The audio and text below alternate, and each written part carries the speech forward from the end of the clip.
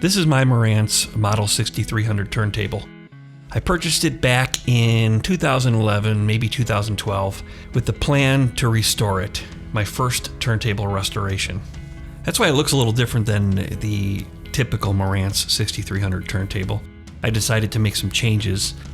I replaced the wood veneer with new veneer and went with a lighter color. And I also decided to remove the badge on the front that brags about auto stop and servo controlled motor. I think it just looks better without it. I am absolutely not an expert, but I did do the restoration myself. So if you're interested in some non-expert tips on how I approach some of the restoration issues with this turntable, stick around to the end. I'll go over that after I give you a demo of the table itself. But first, a quick bit of history. From what I can find online, the Model 6300 from Marantz was sold between 1975 and 1977. These days, the 6300 does seem to fetch a decent amount of money. There's some dispute about if it's really worth that much. The online forums argue about if you're just paying for the Marantz name and that it's not really that great of a turntable compared to others from the era. My experience with it is that it really performs well. As long as you find one that was well taken care of, or you know somebody that knows how to restore turntables, or even want to take a stab at it yourself. Let's watch the 6300 in action, with special thanks to the band Slugbug that produces new vinyl over on Bandcamp.com. If you like what you hear, go check them out. I'll leave a link in the show notes.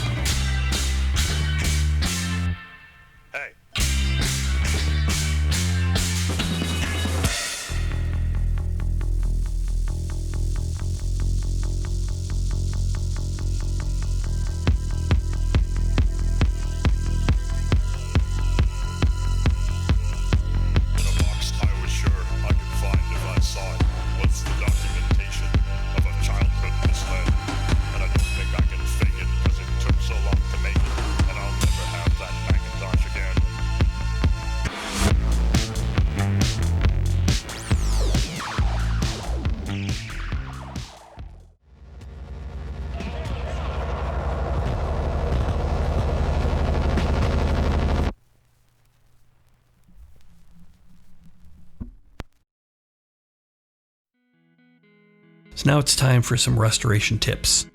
Again, to remind you, I'm not a carpenter, I'm not a mechanical engineer, I'm not an electrical engineer.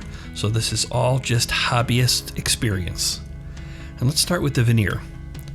To remove the veneer, I used a heat gun that warmed up the glue, and I was able to scrape off the front, sides, and back veneer. There's one important thing to remember here, and that is that the top veneer is not applied with heat-activated glue, and I could not get it off. If you know a trick, go for it. But I can tell you one thing, at least for my 6300, heat did not work on the top. After repairing the damage that I did trying to get that top veneer off, I went ahead and just veneered right over the top of it with fresh, new cherry veneer, and that worked fine. I was worried that putting new veneer over the old would end up being too thick, but it looks great and worked out just fine. As far as electronics, I went ahead and replaced all the capacitors in the table. It may have been overkill, as I'm sure some of them were probably still in spec, but it's not a hard job, and I figured why not take care of them all while I was in there. The biggest challenge I had was with the motor. There is a great thread on the Audio Karma forums that talks in detail about the challenges of getting this vintage motor spinning at a reliable and consistent speed. I will link to it in the show notes. The first thing to do when working on speed problems with this turntable is to clean and lubricate the speed pots. Often that's all that's needed to get the table running at a reliable speed. I use Deoxit brand products for this. Once I cleaned and lubricated the pots, things started spinning nicely. Again, check out that Audio Karma forums thread for great information on how to get your motor spinning at the proper speed. The trickiest part of my restoration was the tone arm. I noticed that there was some play in it. When I would lift the tone arm off the rest, I could feel a little bit of a click, for lack of a better way to describe it, that indicated to me that the bearings were not tight.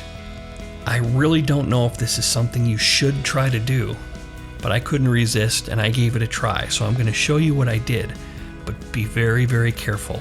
I really think you can mess up your tone arm to the point where it simply will never work right. So if you're adventurous, give it a try, but be very careful. Here's what I did. There are 3 points on the tone arm pivot that you can adjust, again, at your own risk. This is the top pivot point. As you can see, there's an outer ring called a spanner fastener and then an inner slotted screw. What I did was slightly loosen the spanner fastener just using a miniature screwdriver. You can get spanner bits. I didn't have any, and of course I was impatient, so I just went ahead and used a micro screwdriver to work one side of the 2 slots and gently loosened it just a bit.